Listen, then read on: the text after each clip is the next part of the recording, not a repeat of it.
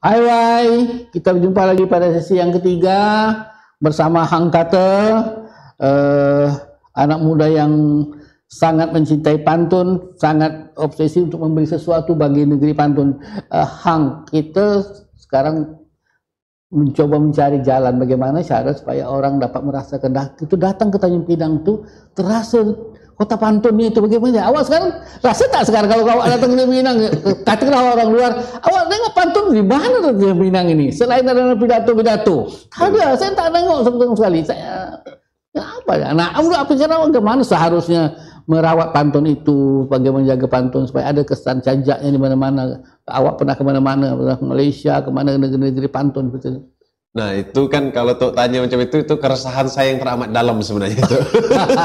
Sama, kita juga salah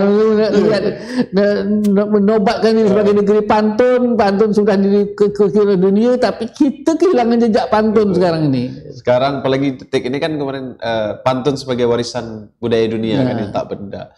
Saya punya beberapa kali pengalaman tuh. Kita bawa kawan sebelum COVID kan, saya kebetulan ada sedikit apa kata orang usaha di bidang tour lah tuh. Dari luar ke sini datang termasuk kawan-kawan. Kawan-kawan bertanya, katanya kota Gurinam negeri pantun. Kalau misalnya kita ambil contoh nih, kalau Lombok disebut dengan kota 1000 masjid. Orang betul-betul lihat masjid di mana-mana. Tapi dia bilang, kawan saya tak tengok ada pantun tuh, dia bilang. Dia bilang, katanya kota Gurinam negeri pantun, harusnya ada pantun di mana-mana. Saya sadar juga di situ kan, meskipun dalam bawa mereka saya biasakan berpantun di depan mereka, gitu. Tapi mereka tidak melihat langsung dengan bentuk tulisan dan lain-lain, termasuk dalam jual beli. Mungkin itu kelemahan, salah satu mungkin kelemahan orang kita tadi. Nah, kalau kita ke Melaka, Tok mungkin pernah punya pengalaman juga. Kita duduk di suatu tempat, ada pantun. Kita masuk ke apa kata orang sana tandas ya. Tandas. Kalau kita cakap sini toilet lah. Tengok ada pantun. Kursi di kursi itu nak duduk ada pantun. Di tong sampah ada pantun. Artinya pantun ada di mana-mana dan itu yang tidak ada di Tanjung Pinang menurut saya tuh. Sepenglihatan saya ya. Saya ingin kan tak mahal sebetulnya kalau kita mau menggunakan itu sebagai instrumen ya. Mahal tuh. Mahal kalau tak ada kemauan. Iya. Iya. Menurut itu kita bilang, nak dibilang mahal tuh tidak, walaupun butuh biaya. Saya bercita-cita suatu saat di Tanjung Pinang ini di mana bentuk tempat yang kosong, dinding kosong, atau kita nak buang sampah, ada pantun terbaca. Kita sepatah kata tok, kita nak masuk tandas, ada pantun. Kita nak masuk masjid, ada pantun. Misalnya gitulah ya. Tapi tentu dengan etika yang baik dalam pantun. Masjid mungkin tidak lah ya, tapi betul. Kalau itu tempat yang tidak juga sembarang-sembarang. Itu masjid lah doa ya. Misal kalau nak melangkah masuk ke dalam masjid kan ada sunnah bawa kaki kanan dulu gitu kan. Itu dipantunkan. Dipantunkan, terbang tinggi si burung pipit, terbang jauh sampai ke hulu. Kalau hendak masuk ke dalam masjid, kaki kanan langkahkan dulu. Kan orang jadi ingat nih. Ditaruh di karpet, di kloset apa bukan kloset apa namanya, karpet anunya atau di pintu masuk lah tuh minimal kan di pintu masuk. Jadi ketika orang naik dia terbaca pantun ya. Tapi ini sunnah yang kita tuangkan dalam pantun. Mengingatkan. Kalau keluar gitu juga kan. Kalau misalnya nak keluar dari masjid, terbang tinggi si burung pipit, terbang sampai ke hulu misalnya kan. Kalau nak keluar dari masjid, kaki kiri langkahkan dulu, gitu kan. Bisa saja. Mungkin dari gerbang masuk ke Tanjung Pinang, mungkin pelabuhan, bandara, kemudian tempat-tempat lain pantun. Salah satu misalnya menurut saya misalnya di kapal feri, orang datang ke Batam mana kan.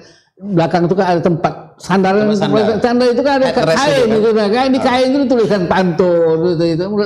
Tapi saya rasa program highway boleh buat headrest itu toh dengan pantun. Kita masuk salah satu armada kapal kan sampai tengok program highway jam sekian pakai pantun. Kalau podcast Melayu saya kan belum punya biaya banyak nih. Nah ini semangat juga, sama juga ini. Highway ini semangat juga pada itu yang sebenarnya kita bilang tadi, hal-hal yang simple bisa dilakukan. Misalnya di pusat pemerintahan di Dompak, di Senggarang, ada jejak-jejak. Jadi kalau orang datang dalam lihat pantun. Misalnya salah satu akses tadi misalnya bandara, kalau pesawat kan memang susah ya. Kalau kapal misalnya tuh ke Batam Tanjung Pinang, Batam Tanjung Pinang. Bikin pantun, misalnya apa tanda sehelai benang, benang buat untuk ditenun. Apa tanda tiba di Tanjung Pinang, pasti Tuan dengarkan pantun. Itu kan langsung ada. Betul. Langsung terasa pantunnya. Orang langsung, oh saya dah sampai Tanjung Pinang berarti. Atau di pintu gerbang bandara kata tuh. Kalau di Pekanbaru, meskipun bukan pantun, saya melihat, saya betul-betul merasakan tiba di kota Pekanbaru. Tuh mungkin ingat di bandaranya itu di atasnya, itu kan ornamen Melayu, apa kain merah kuning hijau itu kan. Nah, kita tuh tengok tak ada, apalagi pantunnya gitu. Nah, itu kan warna simbol Melayu itu warna. Itu tadi itu juga warna di sini di Kepulauan Riau. Cuman kita tak menempatkannya di sana warna-warna itu. Kearifan lokalnya tidak digunakan. Baru sampai di Pekanbaru itu seperti apa. Betul. Atau minimal ketika sampai ke Tanjung Pinang yang nyambut di bandara ada pantunnya, bisa jadi gitu kan. Mungkin ini perlu bikin perda lah. Mungkin kadang untuk menggaya biaya 1 sen 2 sen pun harus pakai perda juga sebetulnya. Bukan aturan swasta, aturan regulasi atau ketentuan seperti itu supaya pantun itu terasa di mana-mana. Ini kan inilah momentum yang paling tepat karena pantun itu sudah diakui sebagai warisan dunia. Kemudian kota Tanjung Pinang sudah menempatkan diri sebagai kota gerindam negeri pantun. Jadi sudah ada lah anunya. Kemudian visi misi Kepulauan Riau pun sudah negeri Bunda Tanah Melayu. Nah, apalagi yang kurang tempat menyandarkan pantun sebagai itu. Cuma tinggal sekali lagi nak tak nak. Dan kedua terpikir atau tak terpikir. Kita kadang-kadang kita ini orang dah bikin baru terpikir. Kalau orang dah heboh baru tak terpikir lah baru kita. Tak terpikir kita dulu. Itu inovasi, kreativitas dan inovasi itu yang kurang. Betul. Ibarat orang makan mesti disuap terus. Aku tidak dijolok terus macam buah jatuh. Kalau tak jolok buah tu tak jatuh.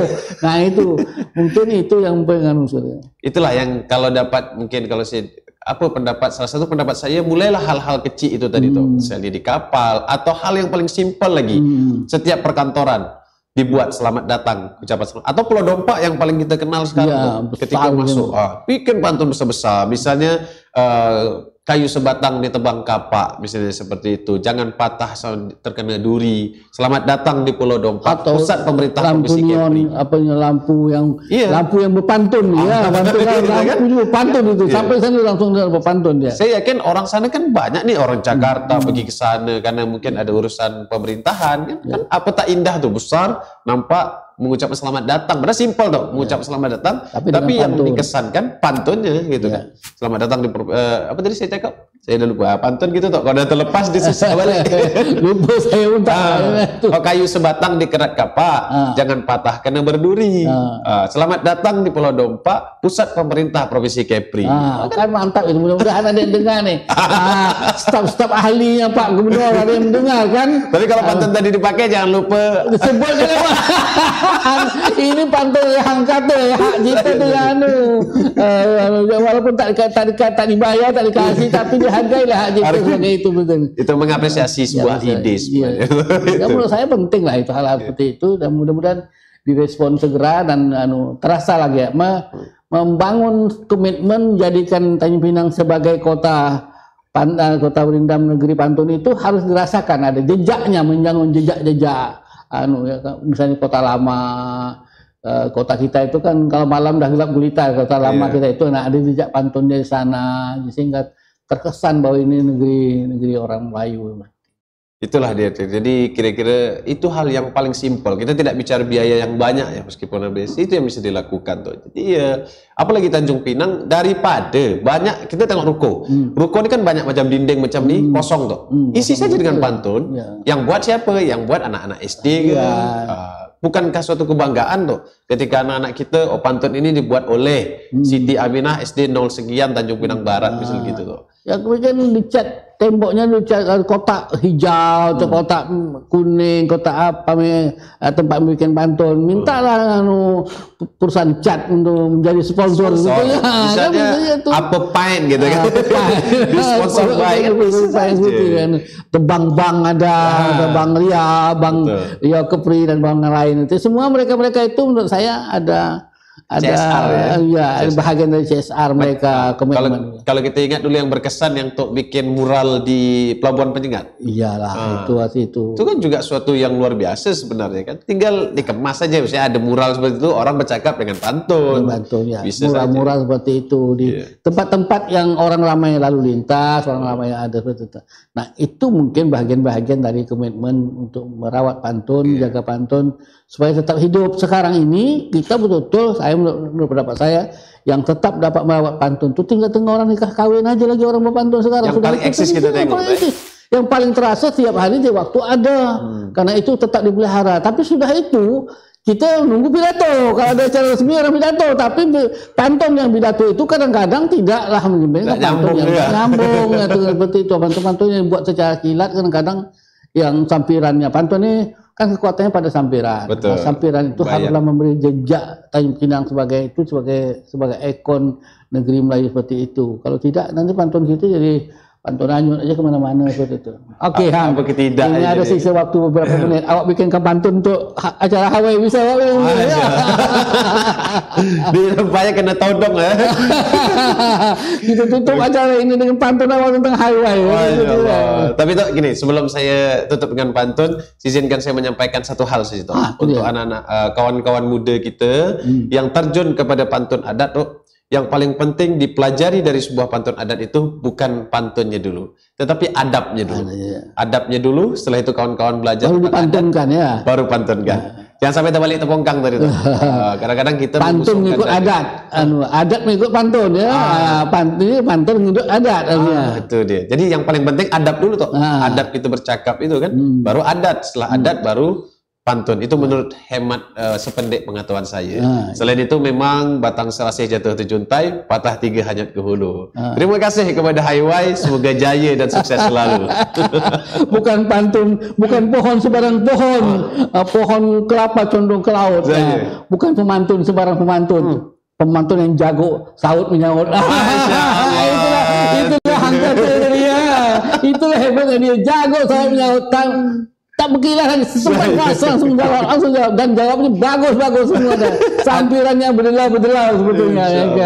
Oke, Hang, terima kasih banyak Anda sudah datang berbagi-bagi cerita di acara Hawaii ini. Mudah-mudahan acara kita ini mungkin sederhana, ada yang mendengarkan, karena ada hal-hal positif, ada hal-hal yang esensial daripada upaya kita, tanda kita komitmen kepada kampung halaman kita terhadap Tanjung Pinang, negeri yang kita cintai ini, agar ada sesuatu yang tetap membanggakan dan mengekalkan Tanjung Pinang sebagai negeri pantun. Para pemirsa sekalian, terima kasih karena sudah sedia menonton acara ini, mendengar perbualan kami yang merampai-rampai kemana-mana seperti itu, dan isi esensinya atau tujuan satu agar bagaimana pantun ini tetap menjadi milik kita bersama, dan setelah disetujui dunia sebagai warisan budaya dunia, sebagai warisan tak benda dunia, dan ini tetap hidup dan berkembang, dan sampai beratus-ratus tahun tak datang nanti akan tetap dikenang oleh anak cucu kita. Demikian saudara sekalian, pemirsa sekalian, kita akhiri acara ini. Hawaii, assalamualaikum warahmatullahi wabarakatuh. Kita berjumpa lagi pada minggu yang akan datang dengan isu-isu yang lain, dengan topik-topik yang lain. Assalamualaikum warahmatullahi wabarakatuh. Waalaikumsalam warahmatullahi wabarakatuh. Oke, menarik anunya. Batin dan puncak cindai.